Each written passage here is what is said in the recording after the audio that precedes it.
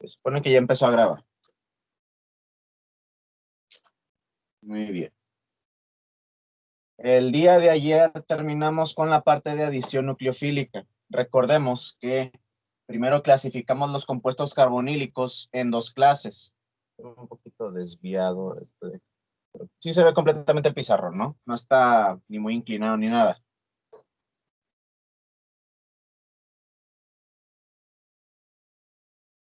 Creo que sí. Yo creo que un poquito más. Es que como que no está tan centrado. Sí. A ver. Está más centrado, ¿no? Sí, ahí ya se ve mejor. Muy bien. Ahora sí. El día de ayer empezamos a ver los compuestos carbonílicos y habíamos clasificado a todos estos grupos funcionales en dos categorías. La primera era la clase 1, que eran los que sufrían sustitución nucleofílica por tener un grupo funcional unido al carbonilo, que era un buen grupo saliente, ya fuera por naturaleza o porque nosotros le podemos proporcionar las condiciones adecuadas para que actúe como grupo funcional. Antes de seguir continuando, la parte de hasta más arriba sí se alcanza a ver. Se alcanza a ver esta raya que dibujé. Yo no la veo. Ok, ya con razón.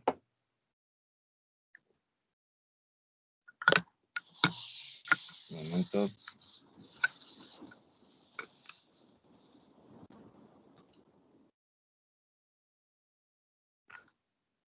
Según yo, este ángulo quedaba muy... Pero bueno, en lo que estoy siguiendo acomodando esto. Sí, estábamos hablando de compuestos carbonílicos, los cuales clasificamos en dos clases. La primera era la clase número 1, la cual mencionaba que estos tenían un grupo saliente, ya fuera bueno por naturaleza o en condiciones óptimas, las cuales mencionamos son un medio ácido. Creo que ya se alcanza a ver un poquito más. Así, ya. Excelente. Ahí confírmeme si se ve bien, pero según yo ya se ve bien. Esta es la raya que había dibujado ahorita. ¿Ya se alcanza a ver? No, todavía no No, se ve. todavía Bueno, yo no la veo. no, yo tampoco. ¿Esto? Yo no la No, veo. No. Oh, vaya. Qué raro. No será porque están... Pero alcanzan a ver el tope del pizarrón. No, No, no yo se ve. no. no se ve. ¿No será por lo que mencionaba ayer que tenía este William que no estaba bien acomodado o bien ajustada la cámara? Porque por algún razón a mí sí me aparece la imagen completa. No, yo ya lo ajusté. Yo también ya le gusté y no. Ok. Yo Me lo estoy en alejo. el cel y se ve mucho. A ver. Aquí así se ve bien. ¿Ya Ahí. alcanzan a ver? Sí, ahí ya se ve. Sí, ahí. Sí, ahí Ahí ya se ve mero. todo. ¿Y si está centrado?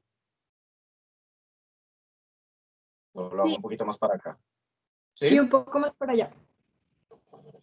Para Así el ya está otro bien. lado. Ah, disculpa. Para nuestra derecha, que es tu izquierda. Sí, para Ahí. él. Ahí está bien. Excelente. Ok, ahora sí. Entonces, después de clasificar los compuestos carbonílicos, empezamos a ver los de la clase 2, los cuales no tenían un buen grupo saliente y por lo tanto no podían ser sustituidos porque este no podía ser expulsado. Estos iban a sufrir una reacción de adición nucleofílica, de tal manera que un nucleófilo se insertaría en el carbono donde estaba el carbonilo y ahí no se iba a mover. Ahí se iba a quedar y nada más se iba a neutralizar el oxígeno negativo que recuperaba un par de electrones. Después vimos entonces que esos compuestos carbonílicos de clase 2 eran los aldehídos y cetonas, porque tenían un hidrógeno o una cadena de carbonos, que ya vimos sus bases no son buenos grupos salientes. Ok. Además de eso, empezamos a ver la introducción a las reacciones de adición nucleofílica y observamos observamos los diferentes nucleófilos.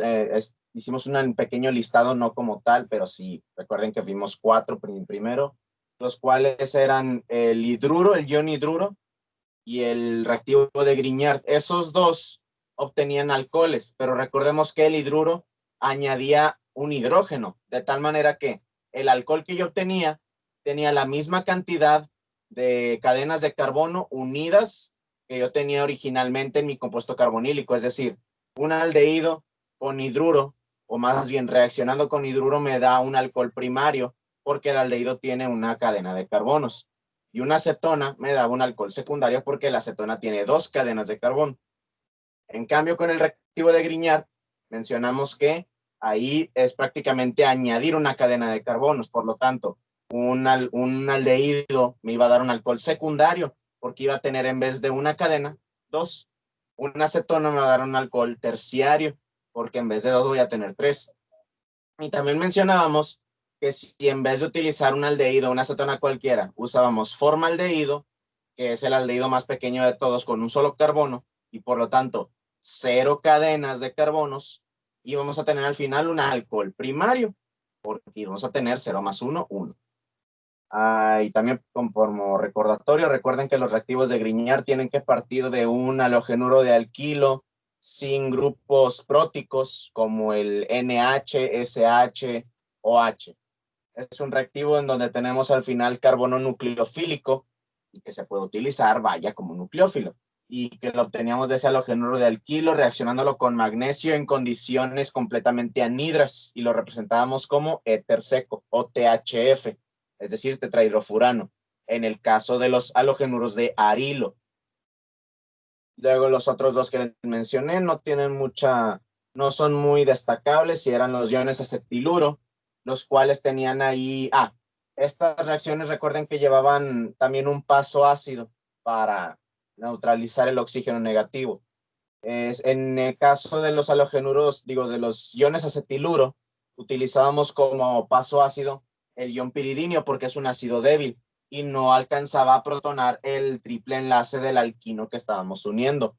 Y luego también mencionábamos el ion cianuro, el cual tenía la capacidad de utilizarse en un solo paso todo, si utilizábamos un exceso de cianuro de sodio junto con ácido clorhídrico, porque ahí parte del exceso iba a actuar como nucleófilo y la otra iba a actuar con el ácido clorhídrico para proporcionarme ácido cianhídrico. En fin, esos eran los 4 principales nucleófilos que estábamos mencionando, donde no había ningún cambio en el mecanismo general. Luego entramos a los nucleófilos débiles, que eran el agua y los alcoholes. Estos producían hidratos y cetales o acetales respectivamente. Habíamos mencionado que como son malos nucleófilos, como son malos nucleófilos, no pueden insertarse sin que yo active, sin que yo haga más reactivo al carbonilo. Por eso estos necesitaban de una catálisis por ácido. Eso era una adición nucleofílica catalizada por ácido. Ahí añadíamos agua con ácido clorhídrico o alcoholes con ácido clorhídrico. En el caso de los alcoholes, recordemos que tienen la peculiaridad que si nosotros añadíamos el doble de equivalentes de alcoholes comparados con el aldehído, en vez de obtener un hemicetal, que es nada más sustituir o añadir un grupo OR a una acetona o aldehído, que en ese caso sería hemiacetal, obtendríamos un cetal o acetal, donde el grupo hidroxi se sustituiría también por otro grupo OR. Y por último, mencionamos otros nucleófilos de, digámosle, fuerza intermedia, los cuales eran las aminas. Y por cierto, esto se me pasó mencionarlo, pero como tal se da a entender con lo que alcanzamos a ver. Las aminas primarias ya dijimos que nos dan iminas, es decir, un grupo funcional carbono doble enlace nitrógeno. Y las aminas secundarias nos dan enaminas, donde tenemos un grupo amino unido a un doble enlace entre 2 carbonos. Si recordarán, en el mecanismo de esa reacción es necesario que el nitrógeno pierda al menos un hidrógeno, y por eso se me pasó a hacer la observación. Entonces, una amina terciaria que no tiene hidrógenos, recuerden, no va a reaccionar con un aldehído o con una acetona. Espero que quede clara esa observación. Y bueno, por último, ahora sí, vamos a empezar a ver la última reacción que falta de aldehídos y cetonas, que realmente son 2 reacciones. porque depende de las condiciones de nuestra molécula el mecanismo de reacción que va a seguir. Notarán que hemos hablado de hidruros, de cianuro, de reactivos de Grignard, de etcétera, etcétera, etcétera. Pero hasta ahorita no hemos manejado un buen nucleófilo muy característico, como los que ya conocíamos, que eran el ion hidróxido o el ion amiduro. ¿Qué sucede con esos de ahí? Es decir, yo tengo aquí, por ejemplo, este hidrógeno, este aldehído más bien, y lo hago reaccionar con ion hidróxido. ¿Acaso el ion hidróxido puede llegar, pues simplemente porque es un buen nucleófilo, tiene lógica? Vaya a llegar y se vaya a insertar aquí y vaya a proceder la reacción de adición nucleofílica. Si yo me guío ciegamente por la idea de la nucleofilicidad del grupo hidroxi, pues en efecto, o sea, está bien. Sería como agregar agua, porque prácticamente el hidróxido es la contraparte negativa del agua. ¿Significa entonces que tenemos exactamente lo mismo que estábamos viendo con hidratos? No. Cuando estamos hablando del ion hidróxido y otros parecidos, como el ion amiduro, entramos a muy buenos nucleófilos. Tienen una carga negativa muy concentrada y son muy, muy buenos para compartirlas. Sin embargo, recuerden ustedes que cuando empezamos a hablar de sustitución nucleofílica, mencionamos, todos los nucleófilos son bases y todas las bases son nucleófilos, en general con algunas excepciones, pero ese principio aplica a la mayoría de los casos. Y aquí va algo importante y que a lo mejor pudieron haberse dado a la idea. Los que hayan estado en la sesión de, ¿cómo se llamaba esta? Sustitución nucleofílica, o SN1 y SN2, y que también hablamos del tema de eliminación, recordarán que cuando una sustancia actúa en sustitución, decíamos que es nucleófilo, porque llega a un lugar deficiente de electrones y le comparte esos electrones. En cambio, cuando hablábamos de eliminación, era una base, porque llegaba y abstraía un hidrógeno de un carbono.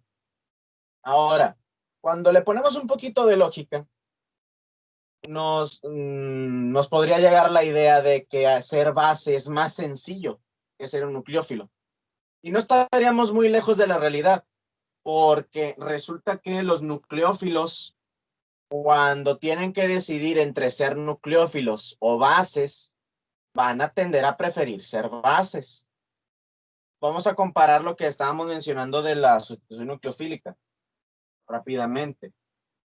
Digamos, si yo aquí tenía un halogenuro de alquilo y aquí tuviera X grupo hacia adelante o hacia atrás, cuando actuaba como nucleófilo algo, llegaba por el lado externo, se forzaba en el camino, tenía que unirse a algo que ya está muy impedido, quizás no muy impedido, pero como tal, no es un hidrógeno, no está tan expuesto como un hidrógeno.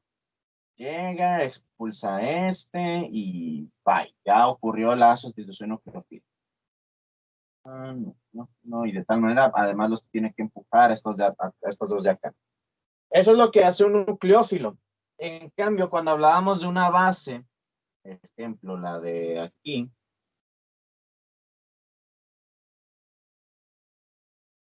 en el ejemplo de una SN2, digo de una E2, la base no se tiene que unir a un carbono, nada más se tiene que acercar a la cadena, a la molécula.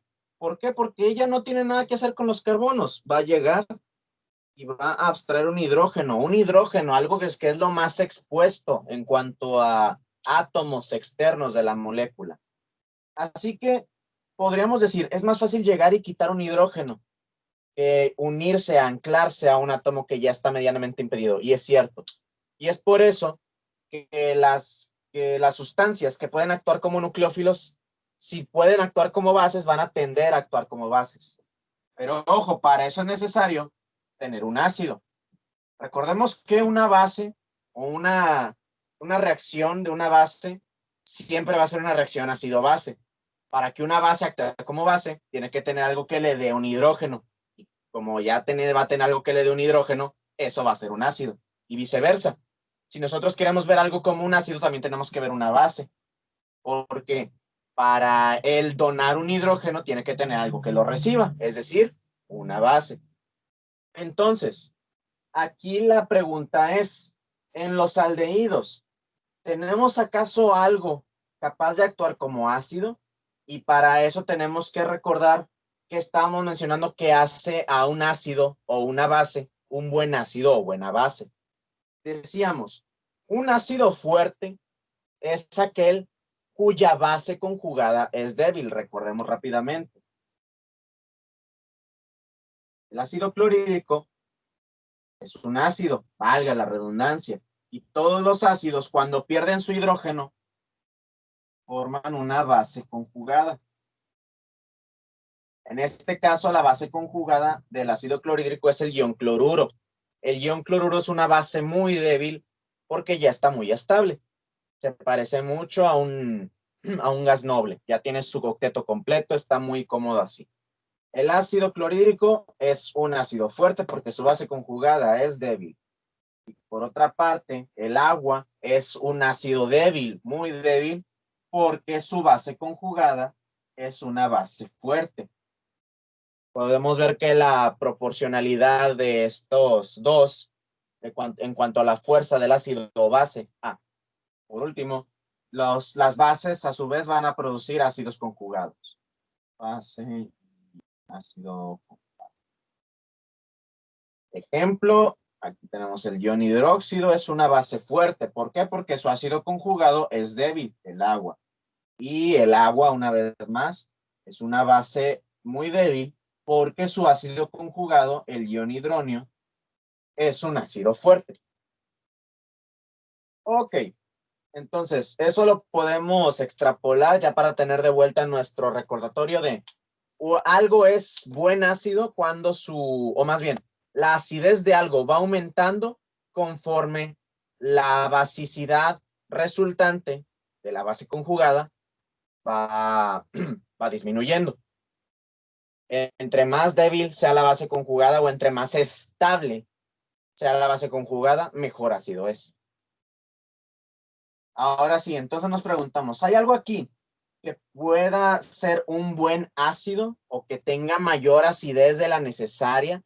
Porque aquí tenemos ion hidróxido, es una base fuerte, nada más necesita un ácido débil. Los hidrógenos de los alcanos no son para nada ácidos.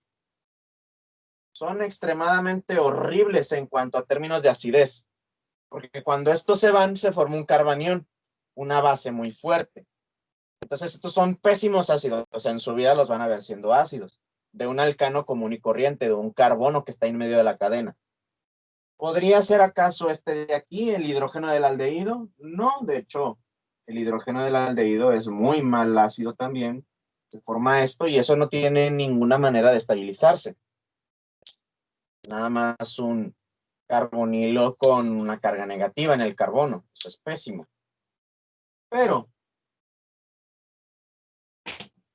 aquí vamos a ver a estos dos hidrógenos. ¿Por qué? ¿Qué tienen de especial estos dos hidrógenos? Los hidrógenos, recordemos, en posición alfa al carbonilo, ¿qué significaba alfa, beta, gamma, delta? Significaba posiciones con respecto a otro grupo. Si yo digo posición alfa al carbonilo, me refiero a que está a un carbono de distancia, es el siguiente. Posición beta a 2 carbonos, el segundo. Posición alfa, beta, gamma, acá a 3 carbonos, y etcétera, etcétera.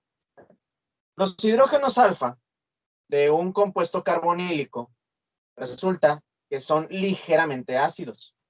Cuando decimos ligeramente ácidos nos referimos, para que esté completamente claro, a que son fáciles de quitar si nosotros le colocamos una base fuerte.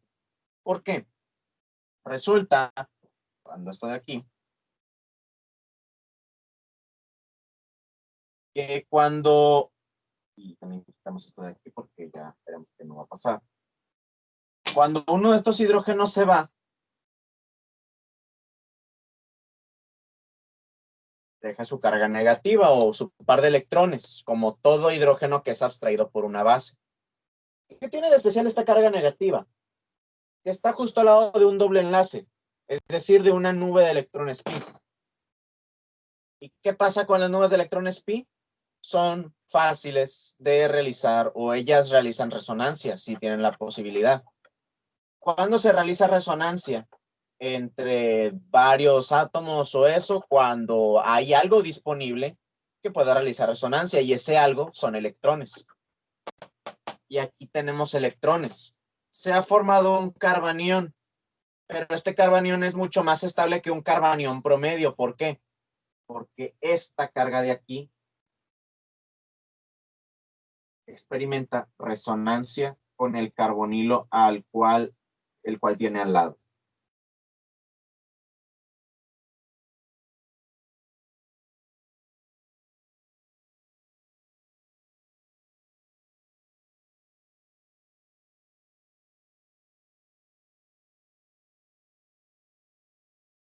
Será nada más una forma de resonancia, pero lo es.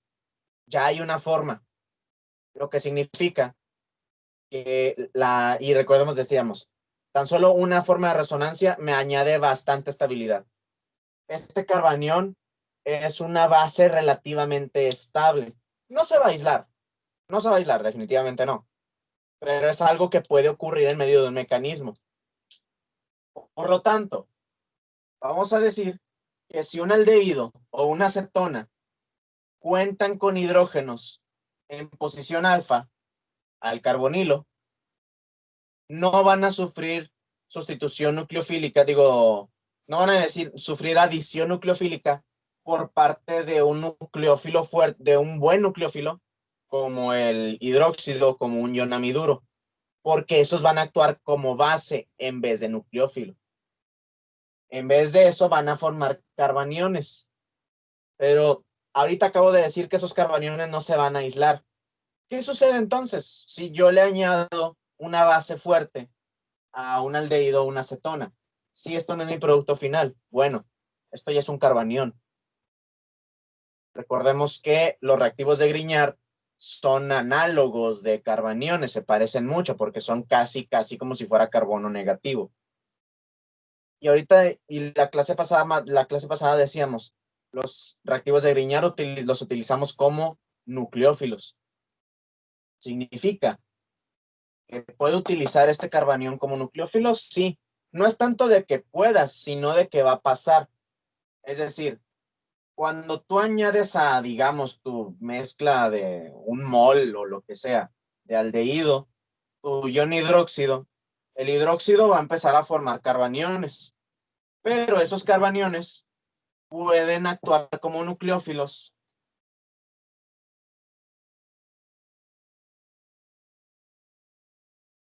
¿En dónde? En moléculas del mismo aldehído del cual estamos hablando. Si estas pueden actuar como nucleófilos, significa que se pueden añadir en efecto. Y como se darán cuenta, va a ser como si estuviéramos conectando o fusionando dos moléculas del mismo aldehído. O en caso que tengamos más, mezclas de diferentes moléculas de diferentes aldehídos. Los estamos fusionando, los estamos condensando. Esta va a ser la siguiente reacción que veremos, que es la condensación aldólica. Vamos a ver el mecanismo general. Recuerden, esto aplica cuando tenemos aldehídos o cetonas con hidrógenos en alfa. Si no, ahorita veremos que terminemos con esa adición aldólica que se obtiene si no tienen hidrógenos en alfa. Para este ejemplo voy a utilizar el que ahorita estaba poniendo, el butanal. En el primer paso de una adición aldólica se forma el carbanión, es decir, vamos a tener al ion hidróxido abstrayendo a un hidrógeno en alfa, de tal manera que el par de electrones que este tenía con el carbono se quedan en el carbono. Y ya tenemos nuestro carbanión. Y si ustedes quieren, aquí le hacen resonancia, etcétera, para demostrar lo que ahorita mencionamos, pero para ahorrarnos espacio no lo vamos a poner. Ya tenemos nuestro carbanión y el siguiente paso va a ser el ataque nucleofílico de este carbanión a otra molécula de aldehído o de cetona.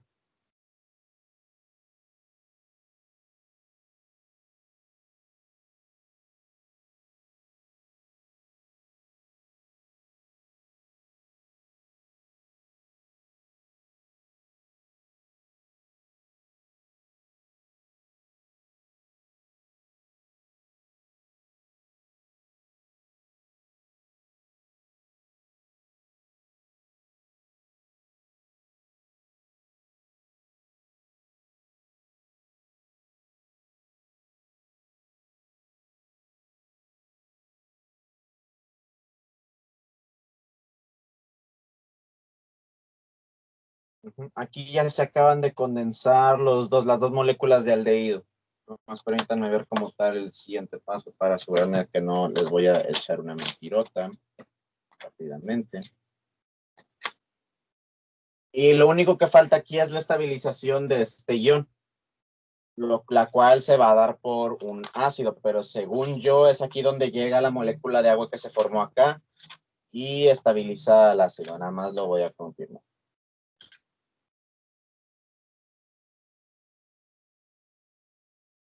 Sí, en efecto, es por la molécula de agua.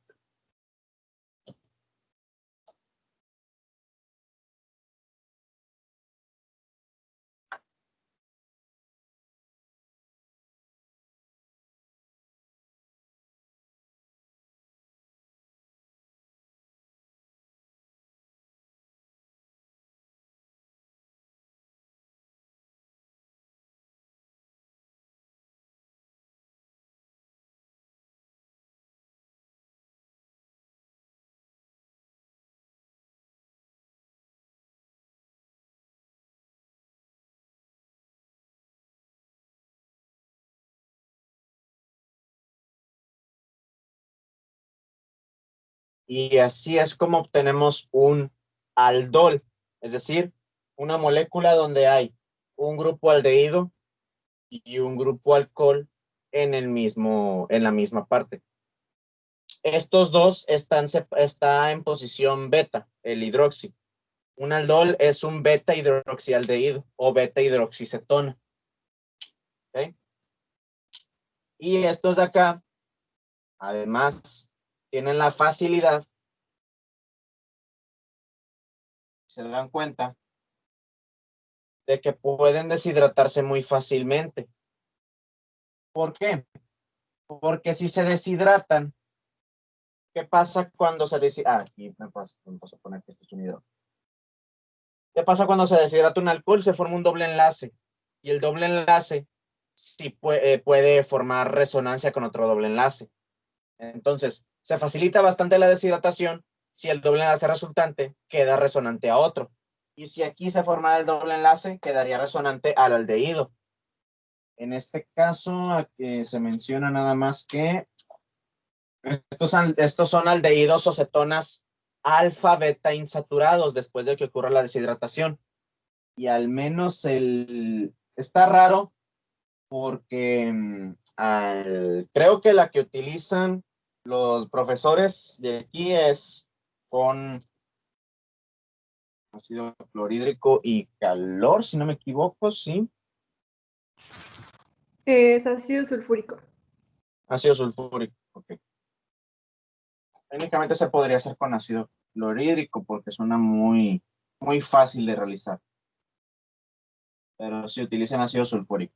Sin embargo, la que suele sugerir el Yurkanis es en vez de un tratamiento ácido, un tratamiento básico, lo cual está medio raro. Christopher, es que creo que con el ácido clorhídrico, como se forma un alqueno, luego te puede reaccionar con el ácido clorhídrico. Cierto. Y tienes razón. Pero por eso es mejor utilizar ácido sulfúrico. Bueno, entonces aquí ya 1, 2, 3, 4 van a tener su parte de aldehído y este va a quedar alfa beta insaturado.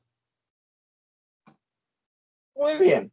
Entonces, ¿qué es lo que queremos ver de todo esto? Nada más que no se les olvide esta reaccióncita de aquí, pero aquí va un tip para esta reacción que yo siempre doy. Tanto en el mecanismo como en si nada más te preguntan los productos.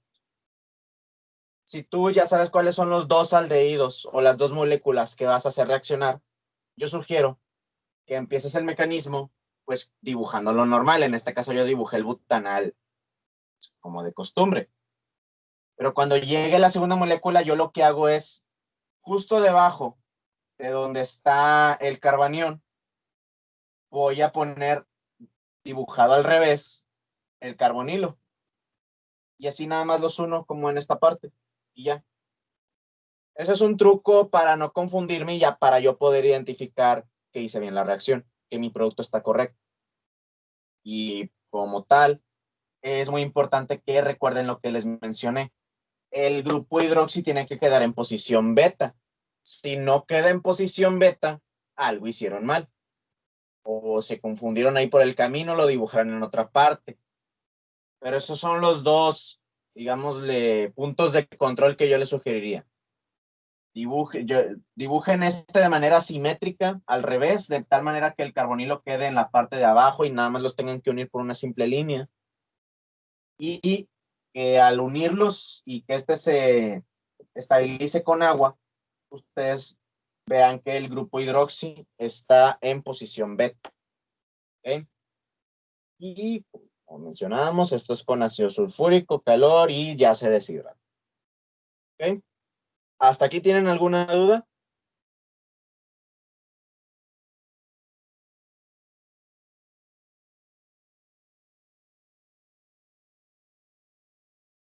Ok. Esto de aquí es una adición aldólica normal, donde nada más estoy utilizando un aldehído.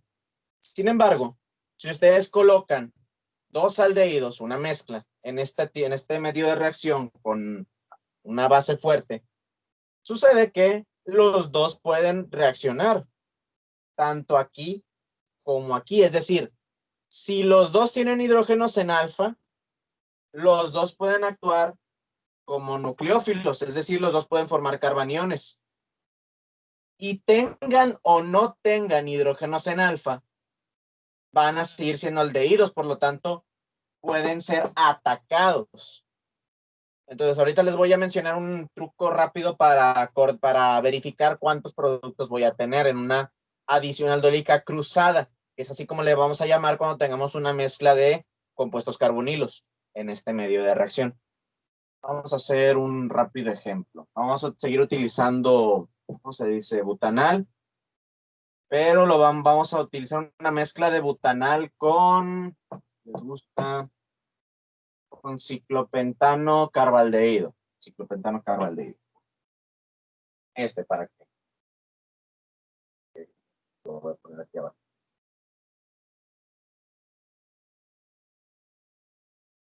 Ciclopentano carbaldehído. Notarán que el ciclopentano carbaldehído también tiene hidrógenos en alfa. Entonces este también puede formar carbanión. Ok. Ser un poquito más pequeño para que quepa todo el mecanismo. Empecemos con este, que ya vimos prácticamente cómo es. Y aquí no hay una manera 100% específica de cómo dibujar el mecanismo cuando es cruzado. Pero pues yo nada más lo dividiría en dos flechas.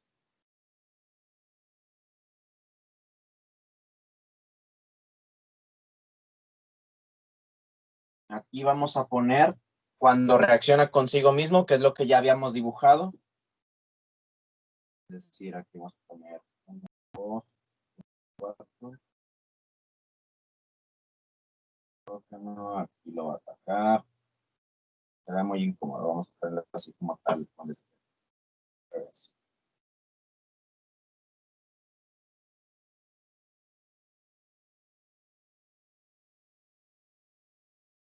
Y este llega y lo ataca. Este recoge la carga. Y se va a formar el negativo que luego se va a estabilizar para formar el aldol.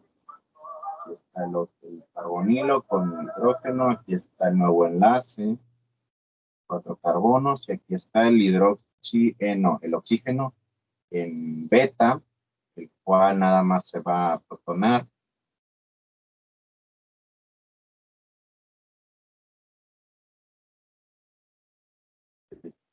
Llega hidrógeno.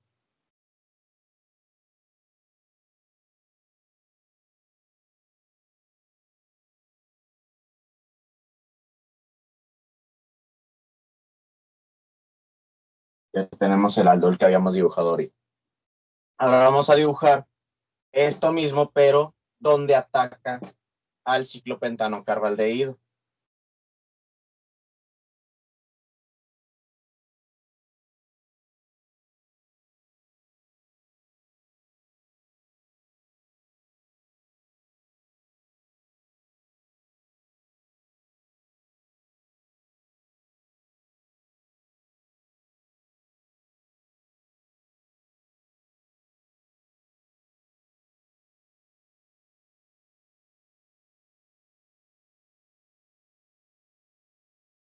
Y ocurre el ataque nucleofílico. Yo lo dibujo uno abajo del otro para que sea muy sencillo nada más poner esto.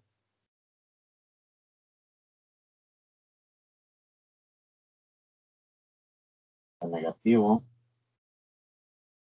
Y lo mismo. Se va a protonar con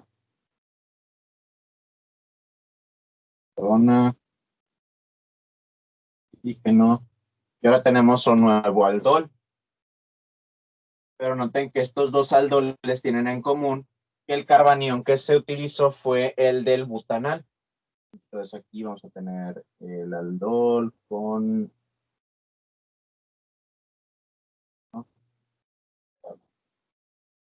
Ok.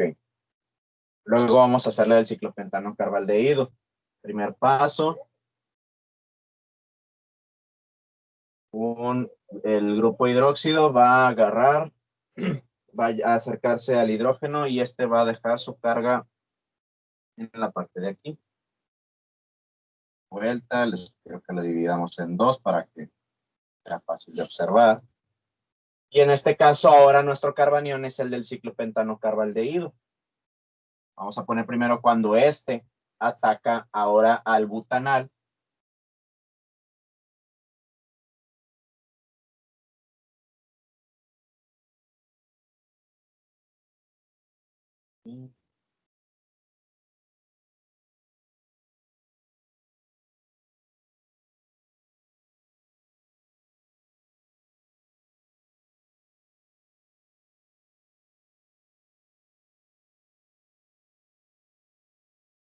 De la carga y ahora ya quedan las dos moléculas unidas.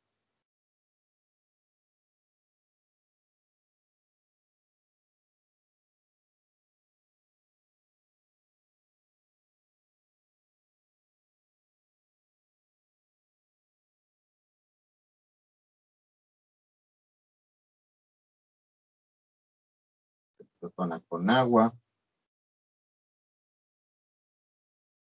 Este tema es muy silencioso porque como se darán cuenta es mucho dibujo de lo mismo.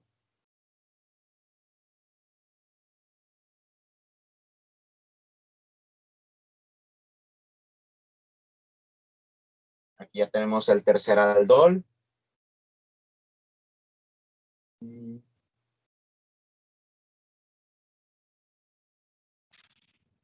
Christopher, yo no entiendo cómo es que sale el OH del agua así nada más.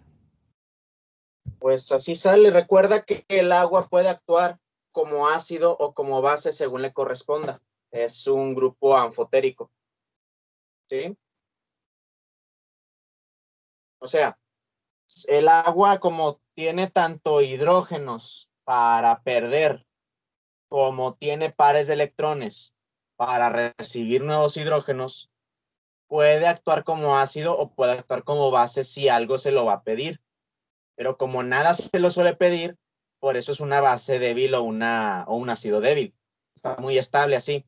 En este caso, para empezar, aquí tenemos ion hidróxido, el cual sí es literalmente una base.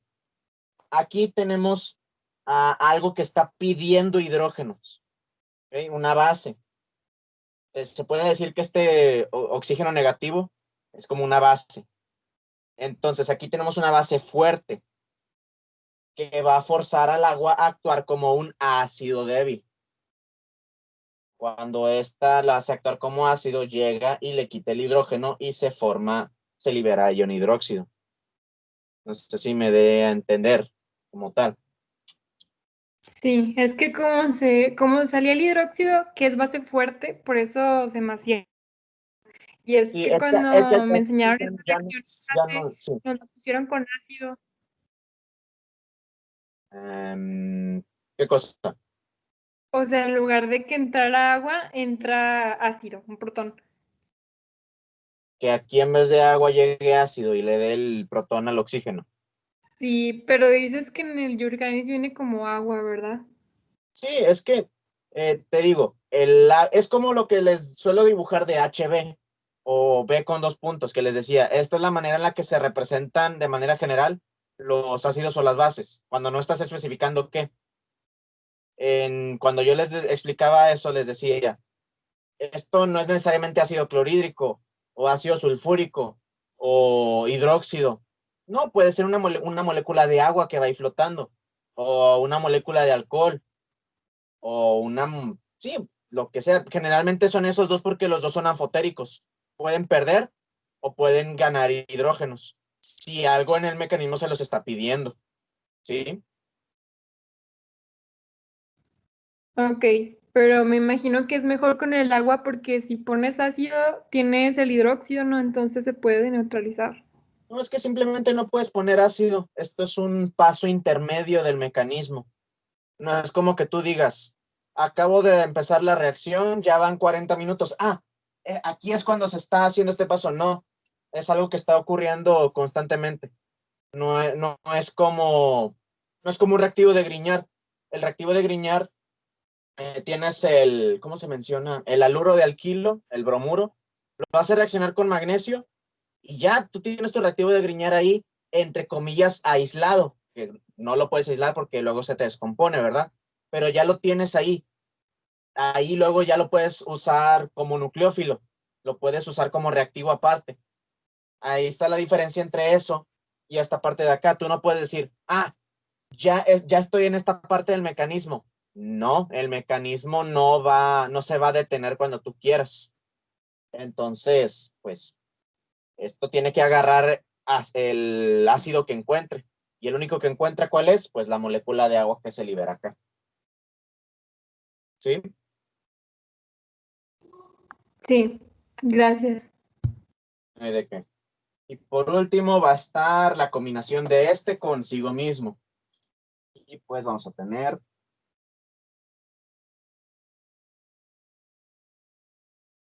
esto, aquí está el nucleófilo, aquí está la molécula que va a ser atacada.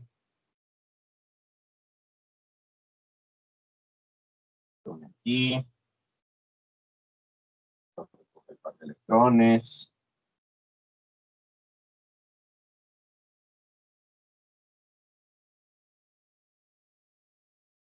Ah,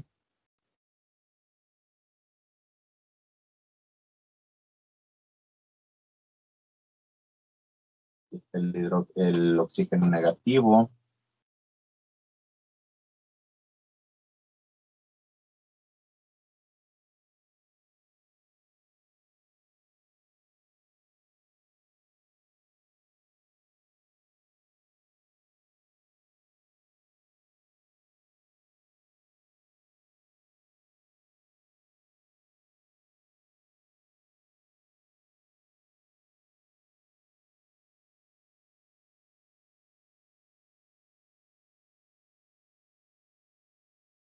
También lo que molesta esta parte es que luego el pizarrón no alcanza.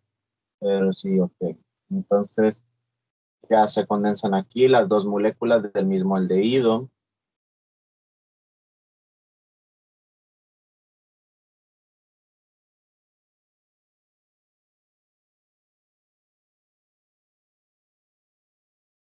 Y tenemos nuestro aldol. ¿Qué quiero que vean con esto? Teníamos una mezcla de dos aldehídos, los cuales ambos tenían hidrógenos en alfa. Y al final tuvimos 4 productos. Podemos hacer lo siguiente. Si nosotros tenemos una mezcla de puros aldehídos, podemos predecir la cantidad de productos que vamos a obtener en base a los aldehídos que nosotros estamos observando. Es decir, aquí tengo 2 aldehídos, los cuales por naturaleza pueden ser atacados. Es decir, los dos van a participar en el tercer paso. No, en el segundo paso. Pero de los dos, bueno, los dos pueden participar en el primer y en el segundo paso. El segundo es el ataque por parte de un carbanión y el primero es la formación del carbanión. Bueno, como los dos tienen hidrógenos en alfa, ambos pueden participar en ambos pasos.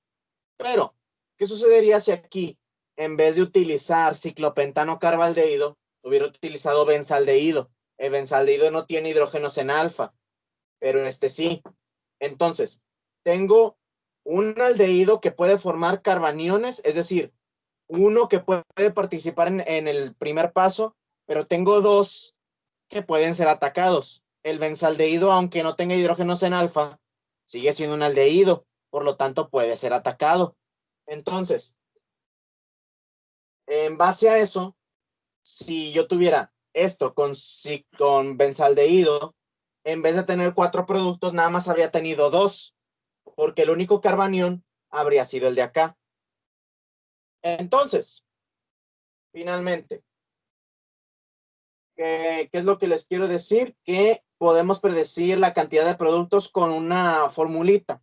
Vamos a proponerla. Hasta entonces yo decía, aldehídos con hidrógenos en alfa multiplicados por la cantidad total de aldehídos es igual a la cantidad de productos. Es decir, y eso incluso aplicaba para un solo aldehído. Por ejemplo, si haces una adición aldólica en un aldehído puro sin mezcla, pues vas a tener un aldehído con hidrógenos en alfa multiplicado por un aldehído en total. 1 por 1, 1. Tienes un producto. Si fuera lo que ahorita decíamos, bueno, antes de esto de aquí que ya hicimos, tenemos 2 aldehídos y los dos tienen hidrógenos en alfa. 2 por 2, 4 productos. Y si esto hubiera sido reaccionado con benzaldehído, que les menciono, no tiene hidrógenos en alfa, habríamos tenido uno que forma carbaniones, es decir, bueno, 1 por la cantidad total de aldehídos, que habrían sido 1, 2. 1 por 2, 2, nada más habría tenido 2 productos.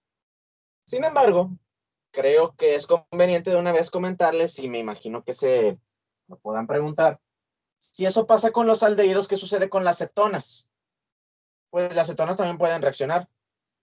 Son menos reactivas, sí, pero no es como que digas, son mucho menos reactivas, son muy poquitas las que reaccionan. No, nada más significa que van a reaccionar más lentamente. Entonces, las cetonas van a tener 2 posibles sitios.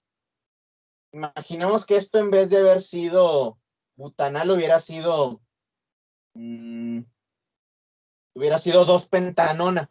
Y aquí, en vez de tener H, tuviera CH3.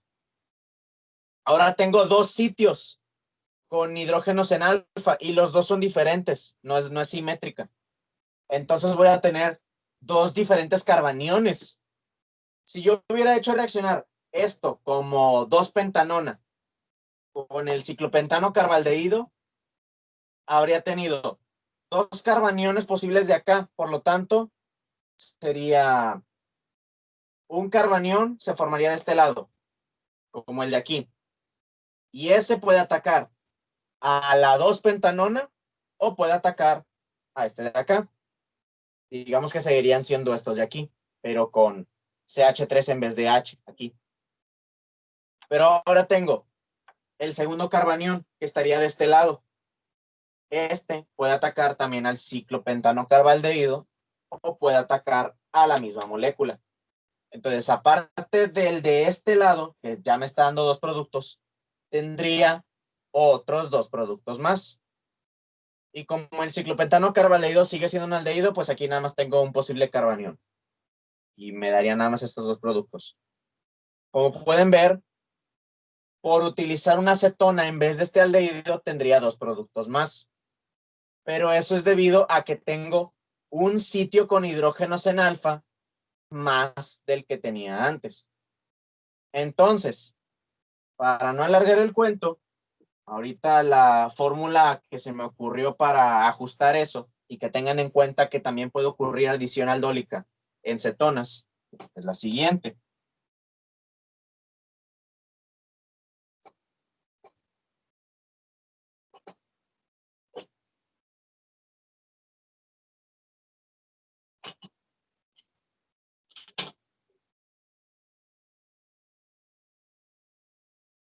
Los productos van a ser igual a la cantidad de carbonos con hidrógenos en alfa multiplicados por los carbonilos diferentes.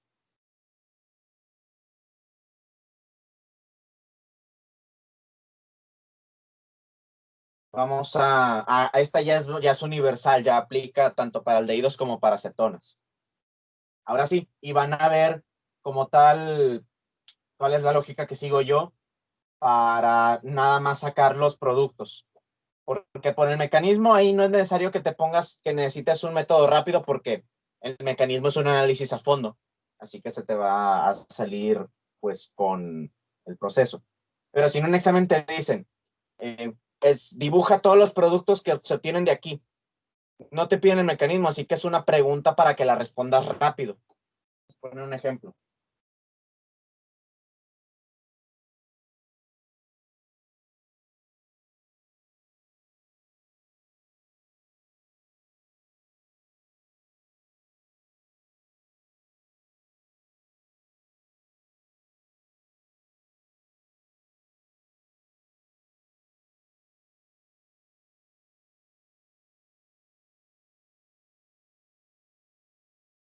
En una mezcla yo tengo dos pentanona y benzaldehído.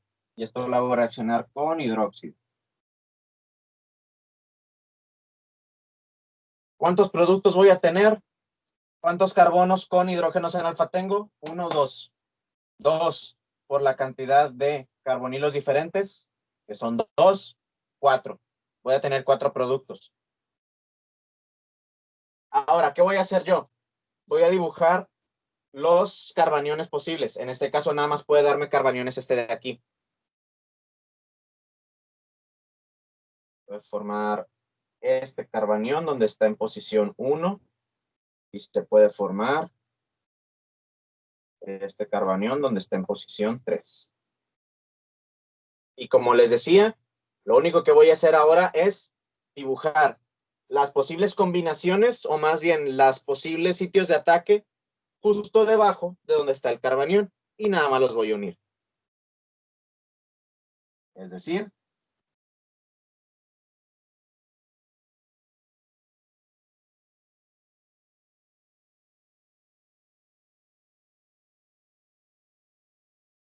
y déjame le pongo la acá. Acá.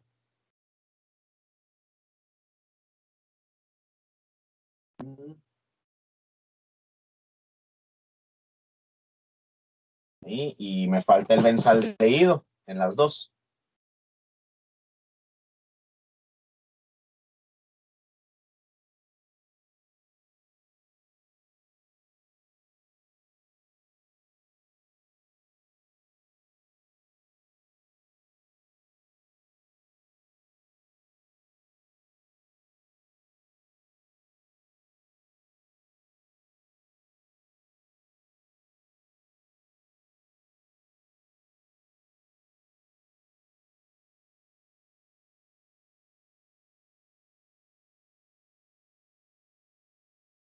Y ya que es lo único que tengo que hacer, unirlos.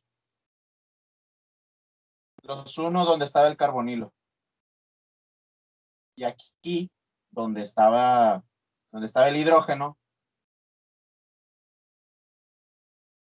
o más bien aquí mismo voy a poner el el hidroxi. Creo que no tengo que borrar todo, pero prácticamente es esto. Tengo uno. A este de acá de una vez. Y lo uno.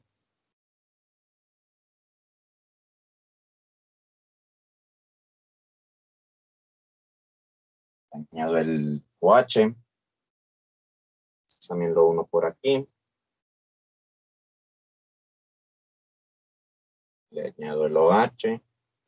Y estos dos los uno por aquí. Y le añado el OH. Ahí están mis 4 productos.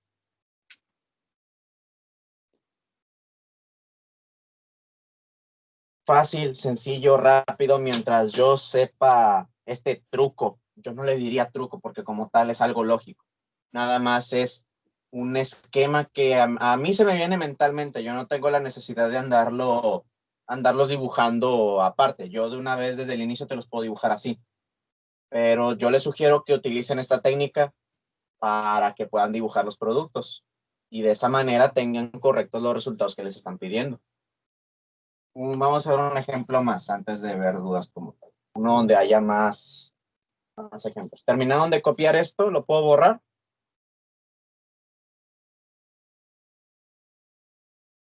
Espérame. Claro.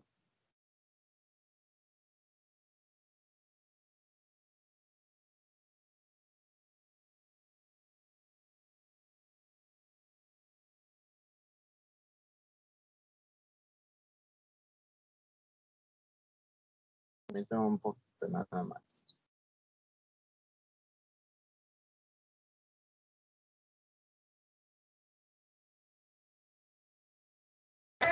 Ya, gracias. Ya, excelente.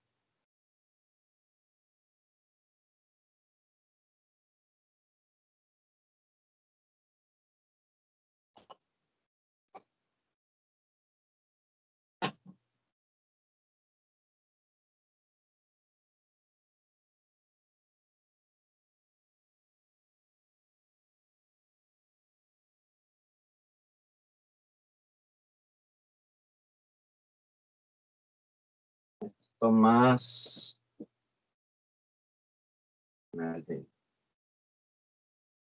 No, otra acetona. Sí, está en una ley.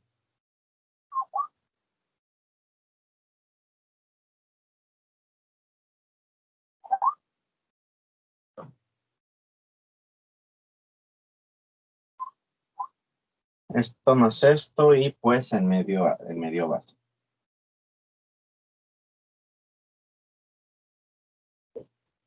Les digo, comienzo por dibujar todos los posibles carbaniones.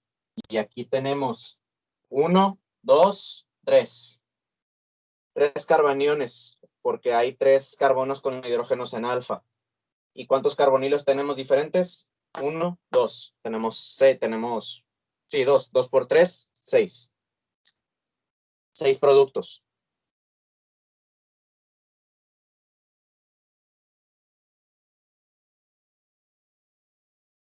Primero está este carbanión.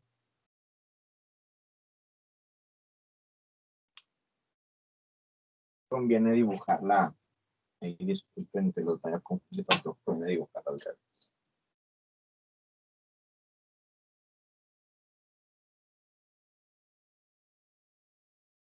No. Así está bien. Disculpen por mi pequeña confusión, pero sí está. Un químico debe ser capaz de adaptarse a cualquier manera en la que le esté sirva. Ok, entonces tenemos este carbanión, tenemos también el otro donde está en el grupo, en el carbono del medio del isopropilo.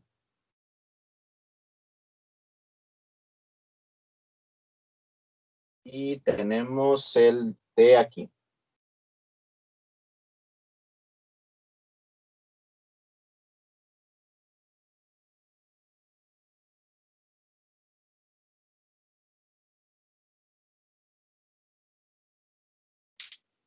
Auxiliándome con esto, pues simplemente voy a dibujarlos con otro color, a los que se van a unir. Creo que ya puedo borrar esto de aquí para que no me estorben. Ok, entonces empezamos. Empiezo a hacerla con el de aquí mismo, para lo cual lo pondría así. Y de aquí lo pondría.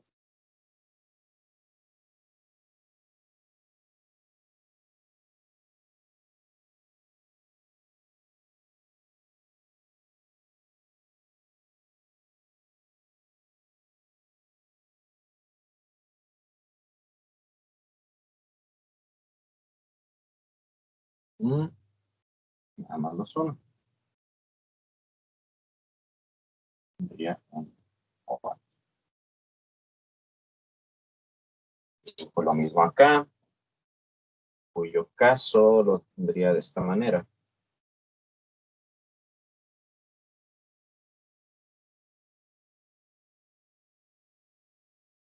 Los uno.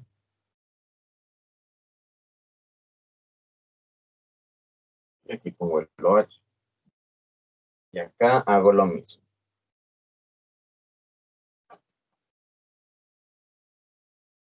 Estaría un poquito más para acá.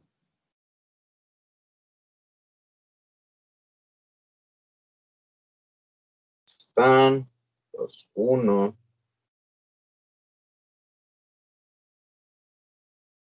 Y está el grupo hidróxido.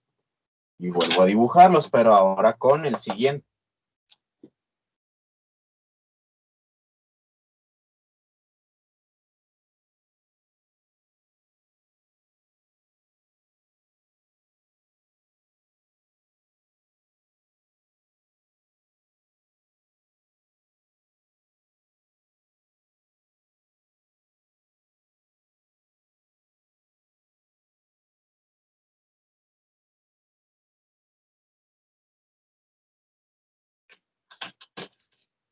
Y dibujo el otro carbonilo, que en este caso es el de aquí.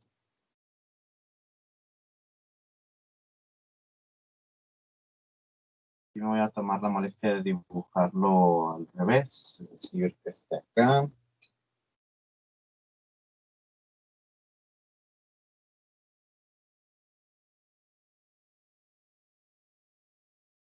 Al final no es conveniente. Voy a seguir poniéndolo así.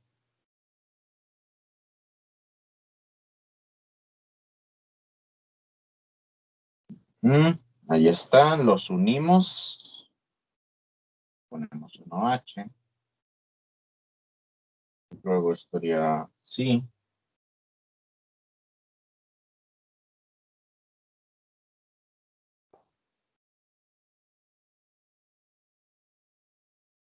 Un poco más a la derecha.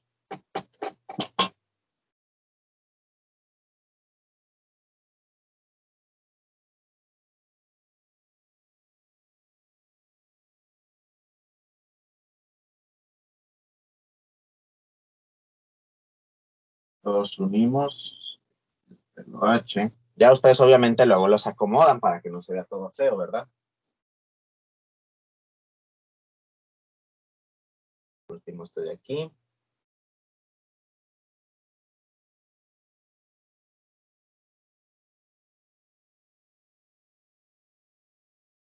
Ahí está. Unimos, aquí está el OH y aquí están mis 6 productos. Fácil, sencillo, rápido. ¿Tienen alguna duda hasta aquí de lo de adición aldólica?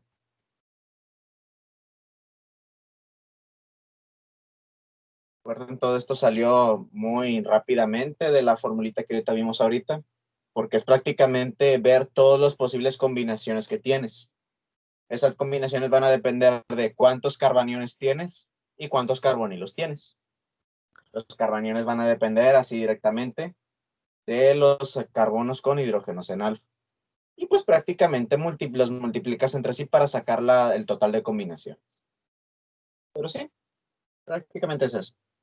¿Tienen alguna duda? Entonces, ¿todo bien? Si consideramos estereoquímica, pues se formarían muchos más, ¿no? Así es. Las estereoquímicas se ponen muchos más.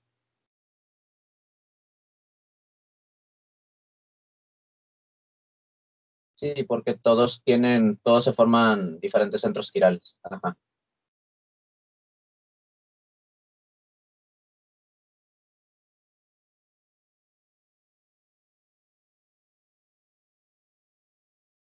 ¿Alguna otra duda, chicos? ¿Todo bien? Entonces, queda entendida esta parte, porque, pues, adición aldólica es lo que a mucha gente se hace bolas, no entiendo por qué. Si lo ves de esta manera es muy sencillo. ¿Todo bien? Ok.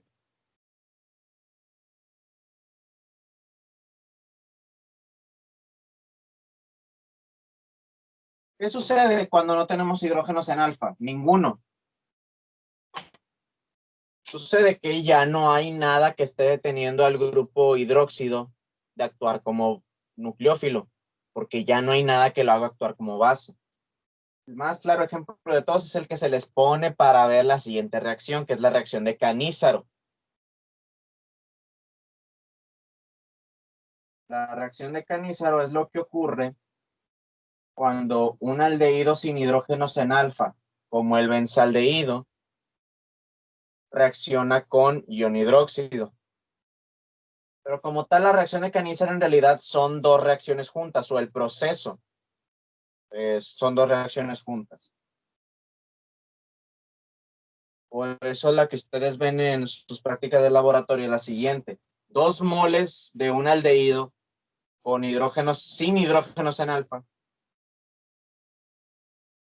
siguen primero una reacción con el hidróxido de sodio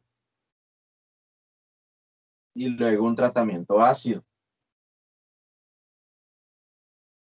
Esto lo debía haber escrito más arriba para dibujar el mecanismo de allá abajo.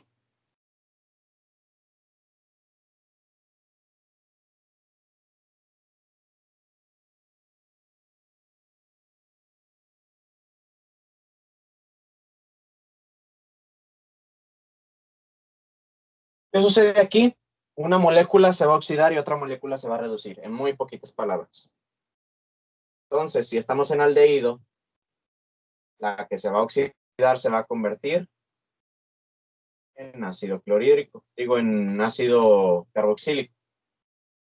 Y la que se va a reducir se va a convertir en alcohol.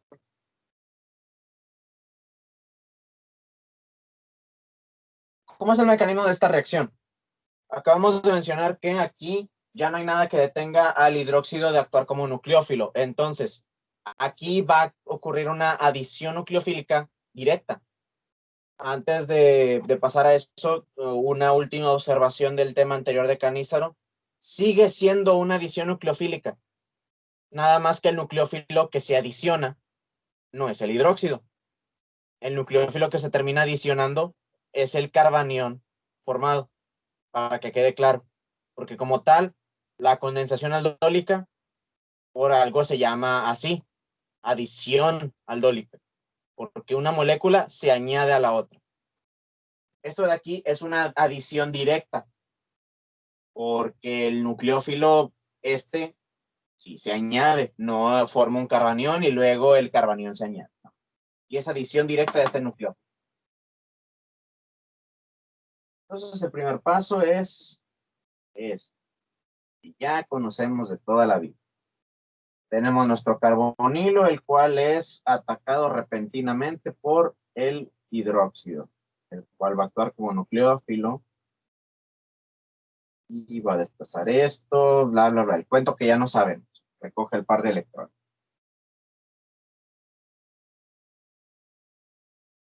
Tenemos nuestro intermediario tetraédrico.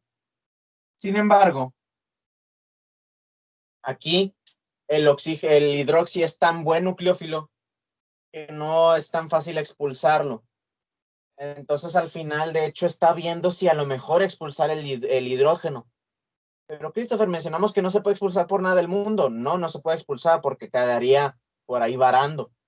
Entonces, la única manera de que esto se estabilice expulsando al hidrógeno es que lo expulse y algo lo reciba. De donarle el hidrógeno a otra molécula. Pero noten, esto no la hace un ácido. O sea, ahorita que mencioné donarle un hidrógeno, no estamos hablando de que esto sea un ácido. Un ácido dona protones. Como tal es un hidrógeno, sí, dona protones. Digo, dona hidrógenos, pero son en forma de protones. Es literalmente un protón sin electrones. Pero si este hidrógeno es expulsado, recuerden que se va a llevar el par de electrones. Entonces el término correcto de esto no es de donador de hidrógenos, es de donador de hidruros, porque cuando este sea expulsado va a salir hidrógeno negativo. Y esto suena muy parecido a una reacción que ya vimos, que es literalmente la adición de hidruros, porque para eso utilizábamos un donador de hidruros como el borohidruro de sodio. Entonces, significa que cuando llegamos a este estado, otra moleculita de aldehído puede llegar aquí y recibir directamente este hidrógeno. Es como si esta la hiciéramos reaccionar con borohidruro de sodio, pero en realidad no, nada más está recibiendo el hidruro de este de aquí. Por consecuencia, ahora sí, este puede regenerar su doble enlace con oxígeno y a este le va a pasar lo que le pasaba a todo aldehído que reacciona con un hidruro. Se va a reducir. Este es el que se va a oxidar y este es el que se va a reducir. Aquí pareciera que ya terminó nuestra reacción del lado de la oxidación, porque aquí ya tenemos ácido carboxílico. Sin embargo, recordemos que cuando ocurre una adición de hidruros, pues ocurre el mecanismo común y corriente, es decir, va a tener un oxígeno negativo.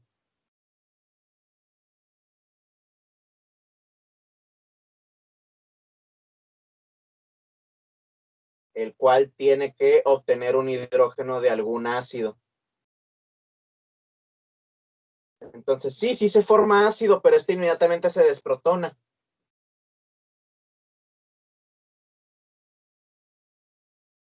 En el siguiente paso, nosotros ya tenemos el producto reducido final. Este de aquí ya va a ser un alcohol.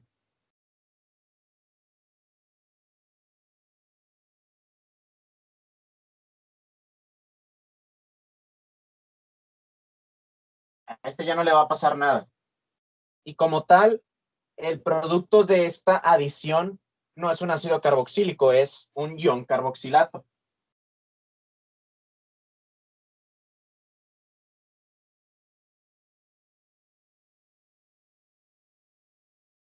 Y para eso está el segundo paso. Tenemos un ion carboxilato, queremos un ácido carboxílico, que es lo único que le falta, protón.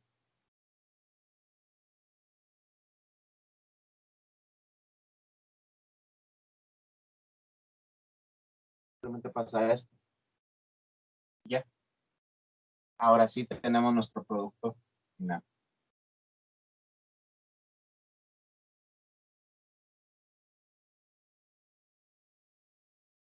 Esta es la reacción de Cannizzaro.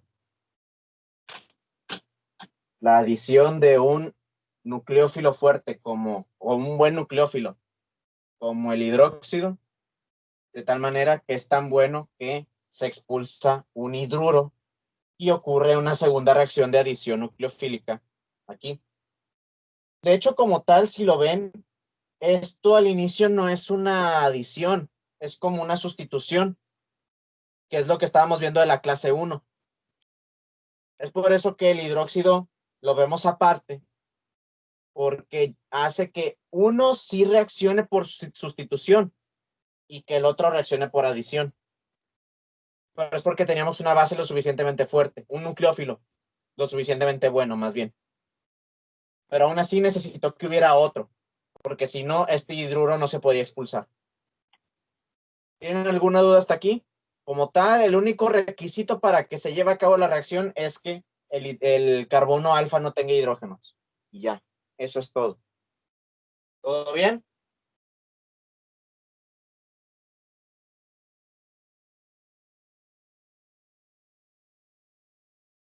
Ok. Como tal, esto da por terminado el tema de aldehídos y cetonas. Si tienen alguna duda sobre esos dos temas, hablen ahora o callen para siempre porque vamos a ver la introducción a los otros compuestos carbonílicos. Ahorita nada más veremos muy poquito. El día de mañana vamos a aventarnos todos los demás. Pero sí, prácticamente esto es todo lo de aldehídos y cetonas.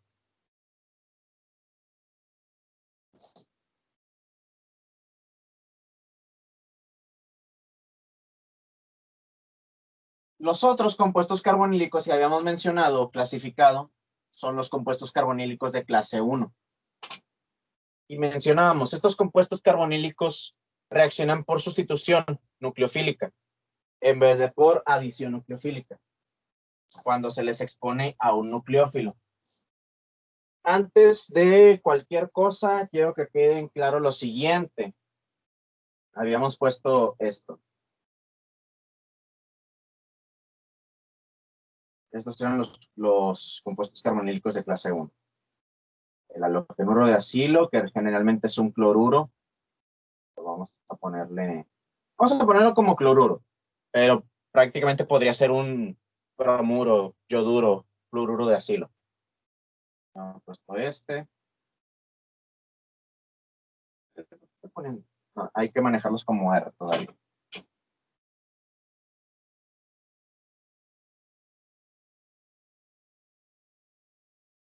Luego estaban los anhídridos, los cuales tenían un grupo carboxilo unido a un carbonilo.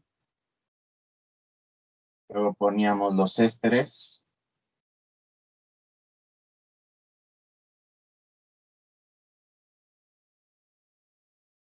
Luego los ácidos carboxílicos y por último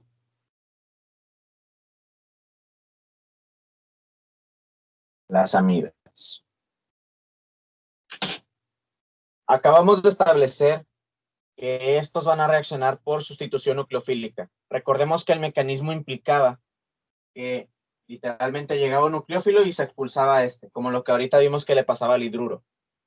Significa que depende de qué tan buen grupo saliente sea, de eso dependerá la reactividad de nuestro grupo, o más bien de nuestra molécula. ¿A qué voy con esto? Todos estos son compuestos carbonílicos de clase 1, pero unos son más reactivos que otros. ¿De qué va a depender eso? De que sea una base débil, la resultante, después de la expulsión del grupo saliente. Ya habíamos mencionado, este de aquí me va a dar ion cloruro o ion halogenuro como base resultante. Este de acá me va a formar un ion carboxilato, base medianamente débil.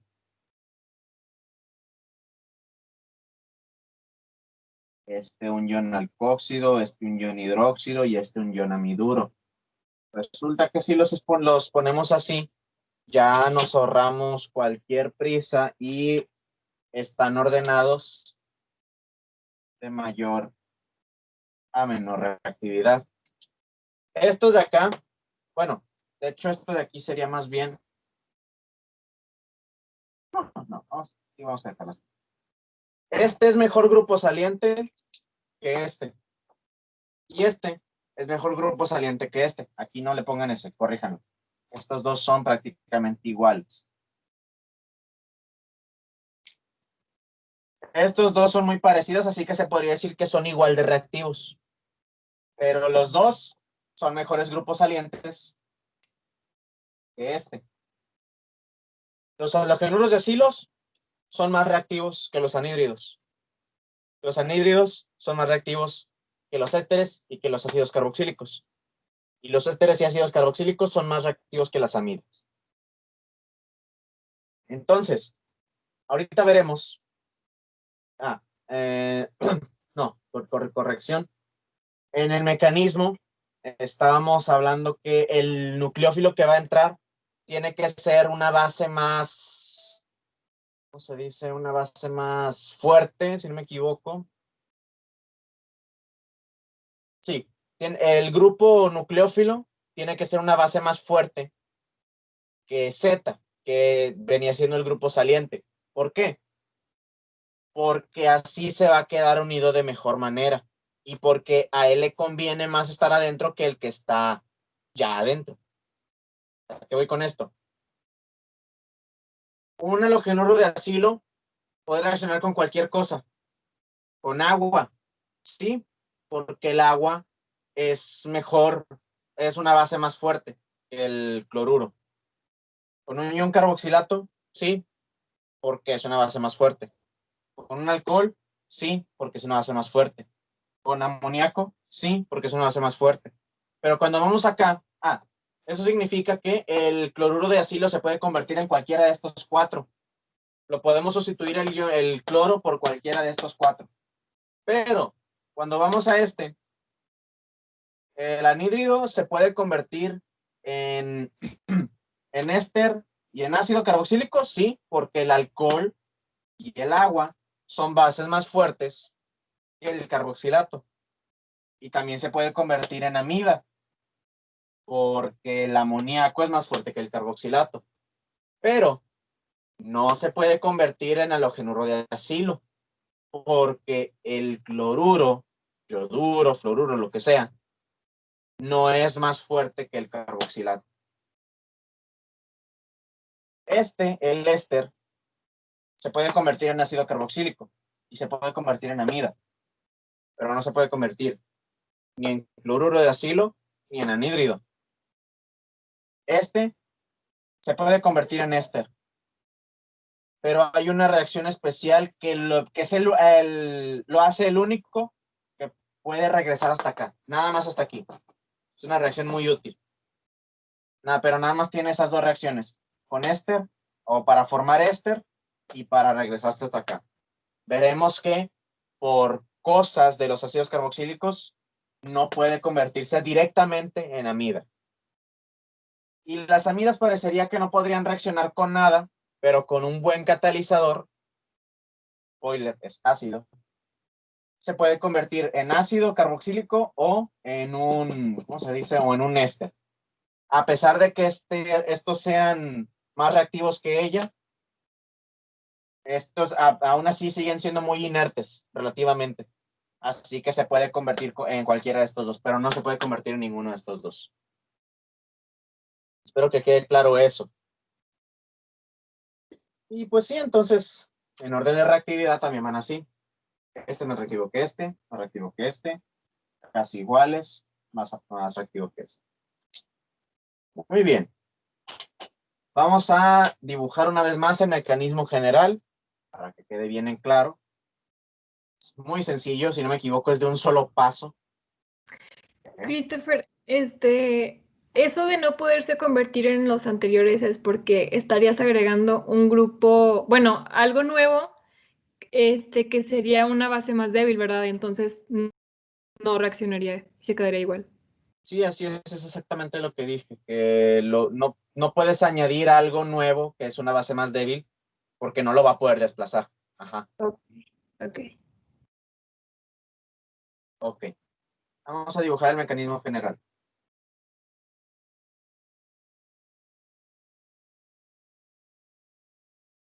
Bueno, creo que es en dos pasos también. Más lo confirmo.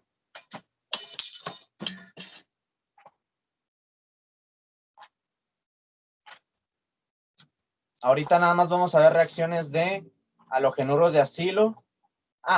Notarán que no mencioné a los nitrilos, que también los estoy enlistando como compuestos carbonílicos porque esos no son compuestos carbonílicos.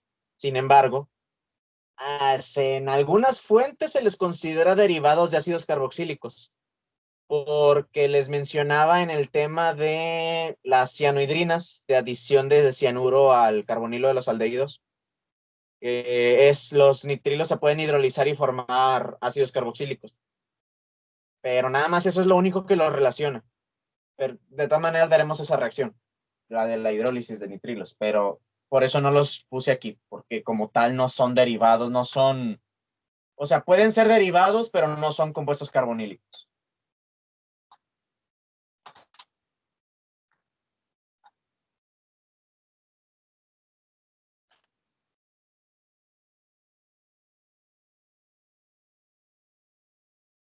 Sí, es en dos pasos la de siempre. Ok. Mecanismo de reacción es el siguiente.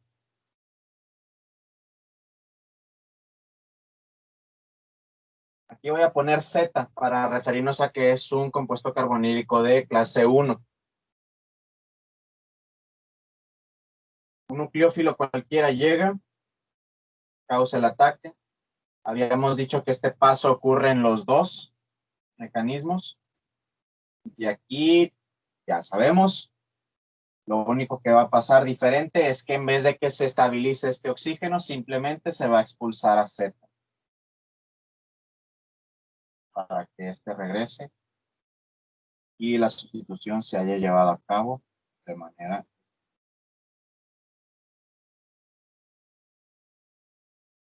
así de sencillo. Este es el mecanismo de sustitución nucleofílica en el grupo acilo. Muy rápida, muy sencilla. Como tal, esto nada más va a aplicar para los que vamos a ver ahorita, que son halogenuros de acilo y anhídridos. Los otros tres, que son los ésteres, ácidos carboxílicos y amidas, tienen que ser catalizadas por ácido. Se podrán imaginar, por lo que vimos en la clase de ayer, que viene siendo de los hidratos y eso, el mecanismo va a ser muy parecido, sí. Nada más vamos a añadir algunos pasos, como la protonación por el ácido, etcétera, etcétera, etcétera. De hecho, va a ser muy parecido al mecanismo de hidratos y de acetales, semicetales. Pero sí. Entonces se va a ir de agua muy rápido a esta parte de los primeros dos tipos de compuestos carbonílicos de clase 2, de clase 1. Si alguien no lo ha copiado, dígame para no borrarlo. Pues ya como tal, darle a eso. Ok. Empezamos con los halogenuros de acilo.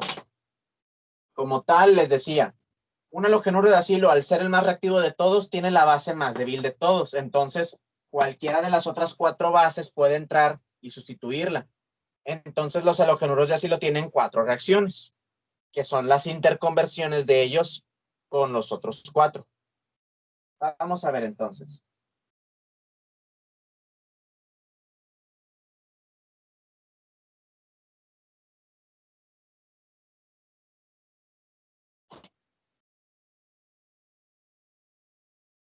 Empecemos, pues vamos en el orden que ahorita pusimos. Para que un halogenuro de acilo se convierta en un anhídrido,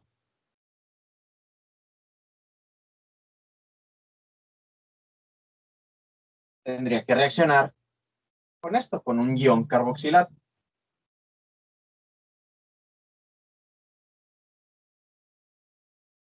Este de aquí, porque algunos pone que se utilice calor y otros no. No, los halogenuros de acilo son tan reactivos que ninguna de estas reacciones va a requerir calor. ¿Okay? Ajá. Pues sí, así de sencillo. Como se imaginarán, entonces, aquí llega el grupo carboxilato y sustituye a este, el cual es expulsado y como subproducto, pues nada más vas a tener esto. Por ejemplo, esto podría ser acetato. CH3, C, doble enlace O con O negativo. Acetato de sodio. Recuerden que todo tiene su contraparte positiva, pero aquí nada más nos interesa el ion negativo. Se preguntarán por ahí, ¿qué le pasa al cloruro? Pues nada más se queda con el sodio que venía con el acetato. Y ya. Pero estos dos van a ser muy sencillos de ver. Cloruro de acilo con carboxilato, nada más se sustituye el cloro por el carboxilato y se forma un anhídrido. Y pum, cloruro. El siguiente es el éster.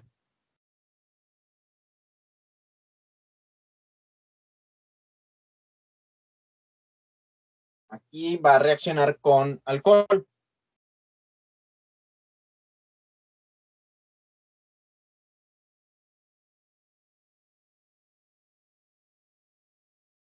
Pero notarán que lo que introdujimos ya no tiene su hidrógeno.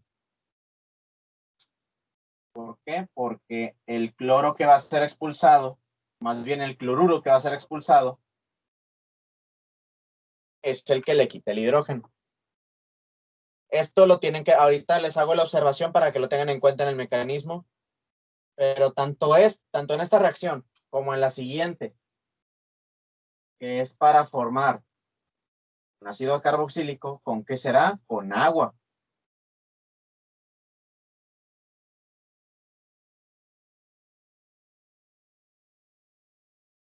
En estas dos se produce ácido clorhídrico, porque estamos añadiendo un reactivo, el cual tiene un hidrógeno que tiene que ser abstraído después de que se añade. Y para eso el cloruro lo va a quitar. Entonces, si les piden el mecanismo de esta de acá, va a ser literalmente como el que ahorita pusimos, nada más de 2 pasos. Pero si les piden el de estos dos, técnicamente va a ser de 3 pasos, porque después van a tener que añadir un tercer paso donde el cloruro quite al hidrógeno. Aquí les pongo la observación. Añadir, tercer paso de desprotonación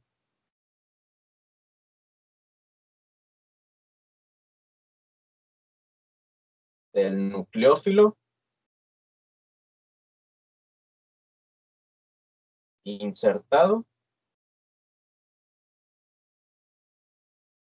por el ion cloruro. Y por último, la siguiente, técnicamente también hay que hacerle esto mismo de acá, pero es una cosa más. ¿Cómo se convierte un halogenuro de acilo en una amida? Dirán, pues nada más ponle amoníaco, ponle una amina primaria. Pues técnicamente sí, porque nada más la va a desplazar y ya. Pero ¿qué sucede? Si ustedes le añaden amoníaco, pónganle NH3, el amoníaco llega y va a expulsar al cloruro. Pero ahora vamos a tener una amida protonada. ¿Qué le va a pasar? Le va a pasar lo mismo que al de acá.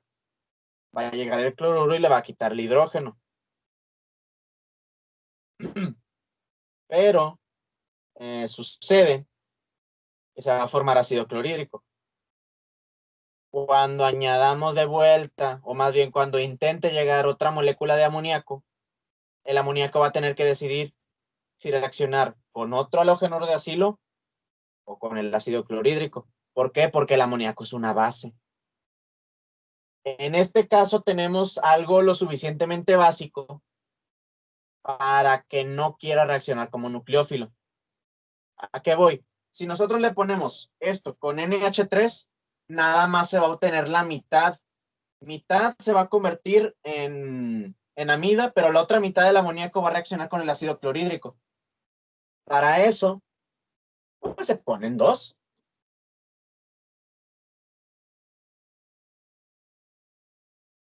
Se ponen dos y ya. De tal manera que uno de estos dos moles se convierte en amida y el otro se convierte en una sal de amonio.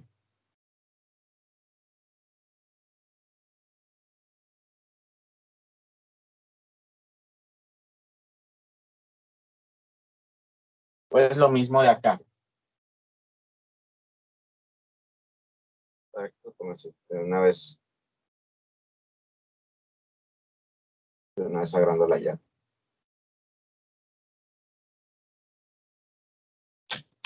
Entonces, los halogenuros de acilo, muy fáciles de hacer reaccionar, muy reactivos.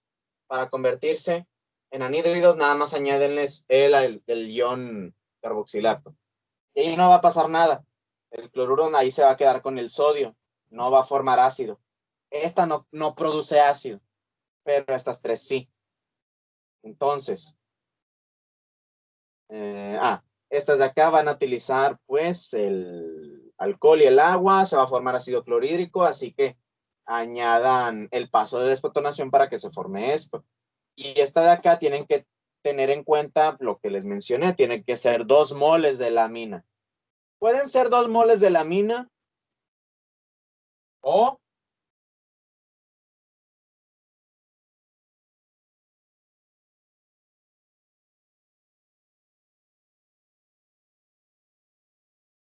simplemente ponerle trimetilamina. ¿Por qué? Porque la trimetilamina es una amina terciaria. La amina terciaria, ¿Cómo se llamaba el tercero? ¿cuál? La tercera reacción con agua. Pues no tienen nombre, nada más es adición o sustitución. O sea, ¿te refieres a qué se obtiene aquí?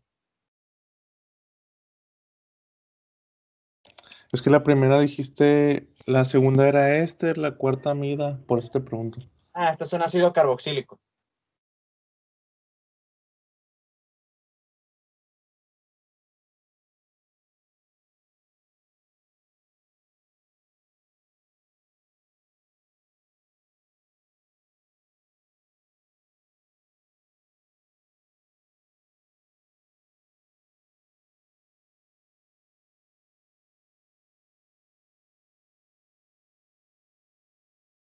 Les decía, aquí pueden en vez de utilizar 2 moles, usar nada más uno y ponerle otro mol de trimetilamina, porque la trimetilamina va a actuar como base neutralizadora del ácido y no puede actuar como nucleófilo porque es terciaria.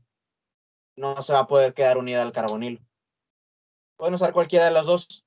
Lo más sencillo de acordarse, pues es nada más ponerle 2 y ya. Pero si quieren verse fancies, pónganle pues, 1 y la trimetilamina. De hecho, esta es la que más se utiliza. ¿Tienen alguna duda hasta aquí? ¿Puedes repetir por qué funcionaría la trimetilamina? ¿Manden? Porque mencionaba que se utilizan 2 moles porque uno es para que reaccione como nucleófilo y el otro es para que neutralice a la amina, al ácido clorhídrico. Si en vez de tú utilizar 2 moles de tu amina, utilizas uno y el otro lo haces con trimetilamina, esa trimetilamina se va a encargar completamente del ácido clorhídrico y no te va a afectar al carbonilo porque esta es una amina terciaria y las aminas terciarias no pueden actuar como nucleófilos. No se van a quedar unidas al carbonilo. ¿Sí?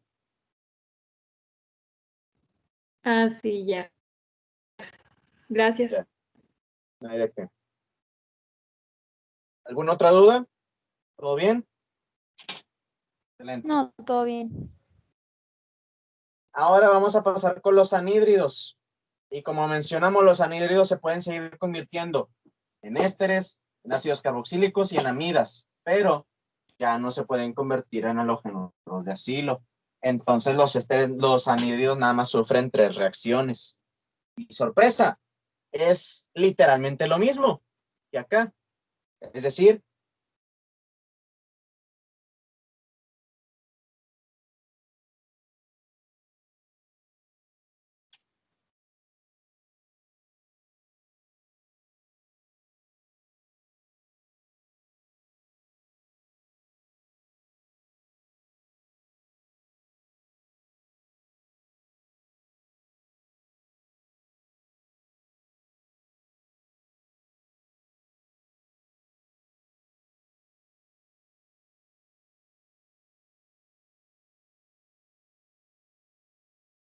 literalmente lo mismo.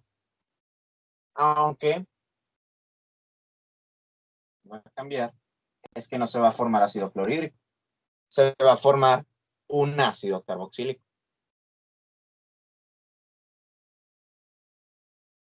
Porque si se dan cuenta, cuando el anhídrido suelta lo de acá, pues va a soltar a un ion carboxilato. Y ese ion carboxilato va a ser el que va a desprotonar a lo que haya entrado a ocupar su lugar.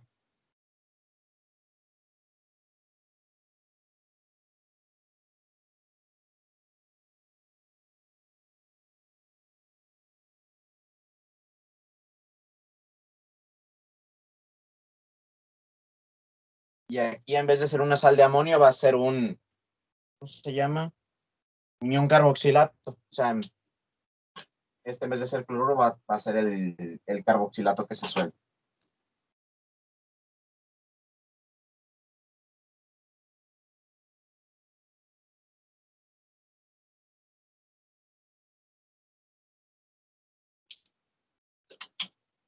Es decir, si yo tengo anhídrido acético, que es esto,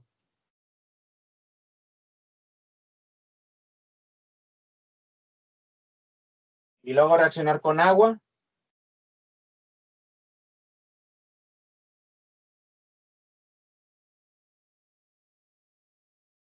le sigo poniendo R, ya que estoy especificando. Si luego reaccionar con agua,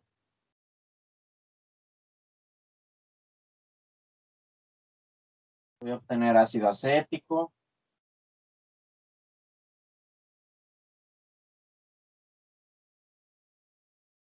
y ácido acético. En el caso de, esto es porque es un anhídrido simétrico de los dos lados de la cadena, de los dos lados, más bien de cada carbonilo tiene lo mismo. Entonces, como ambos lados me producen ácido, me van a dar el mismo ácido. Más déjenme ver algo que sí hay que, ¿cómo se menciona? Hay que aclararles porque puede que se me estén preguntando. Y es que sucede, bueno, ahí todavía no, pero ahora, ¿qué sucede si esto fuera anhídrido acético, o más bien anhídrido etanoico propanoico, así se llama? Etanoico propanoico, pues de un lado voy a tener ácido acético o ácido etanoico y del otro lado voy a tener ácido propanoico.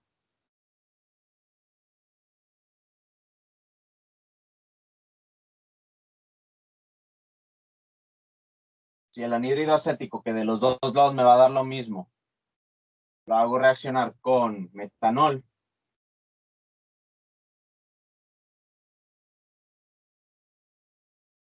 de un lado voy a tener, ¿cómo se diría? Etanoato de metilo, porque ha reemplazado el metanol, y del otro lado voy a tener ácido acético.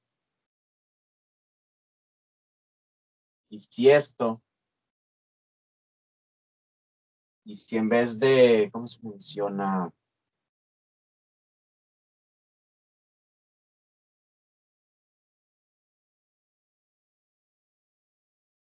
Pero ¿qué sucedería si ya no es simétrico y le vuelvo a añadir metanol?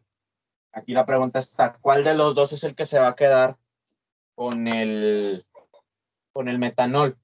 Según yo, se queda el que tenga menos impedimento estérico, de tal manera que tendría este como metanol, ajá, y este como ácido carboxílico. Que déjenme, es lo que estoy checando porque estoy seguro que sí importa, pero se los confirmo, ya nada más permítanme ver.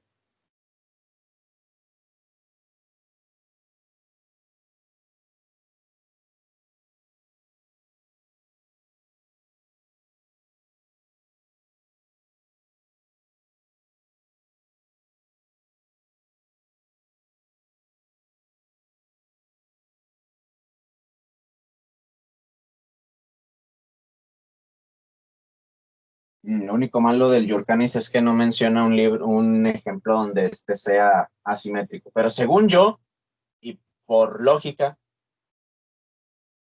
debería... No, de hecho, pienso que se formaría una mezcla de ambos, es decir, 50 y 50%. Pero yo les sugiero que por el momento váyanse por el nucleófilo se va a unir al que está menos impedido estéricamente, es decir, este de acá.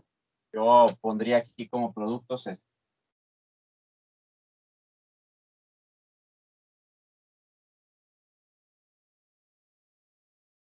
Y si lo hicieran reaccionar con, pues, metilamina,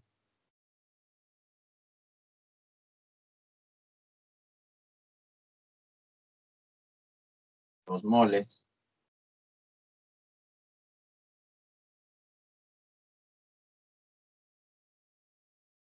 de un lado tendríamos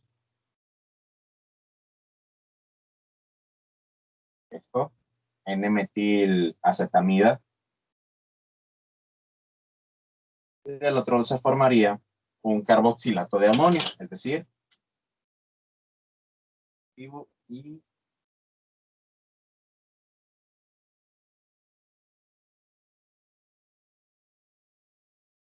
carboxilato de metilamonio.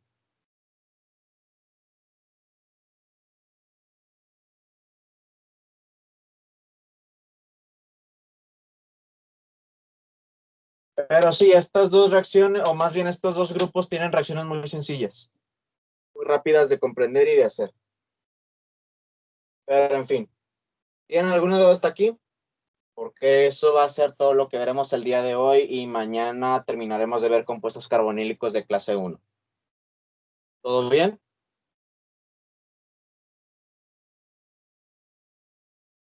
Sí, todo bien. Muy bien, chicos. Entonces eso sería todo por esta ocasión. Ya está. Déjenme ver si... Lo único malo de utilizar el celular es que no me permite ver no me permite tener el chat abierto todo el tiempo. Cual no es padre porque hay gente que sí participa por el chat y no tengo la oportunidad de decirles que son unos valientes. Ah, sí, ok. Excelente. Bueno, muchachos, entonces eso sería todo por esta ocasión. Chris, pues tomarle foto al pizarrón y me la mandas. Ya no se vio otra vez.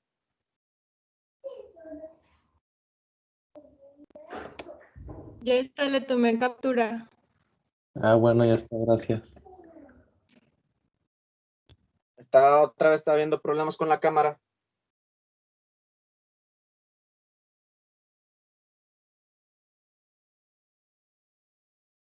¿Todos lo ven bien? Yo sí.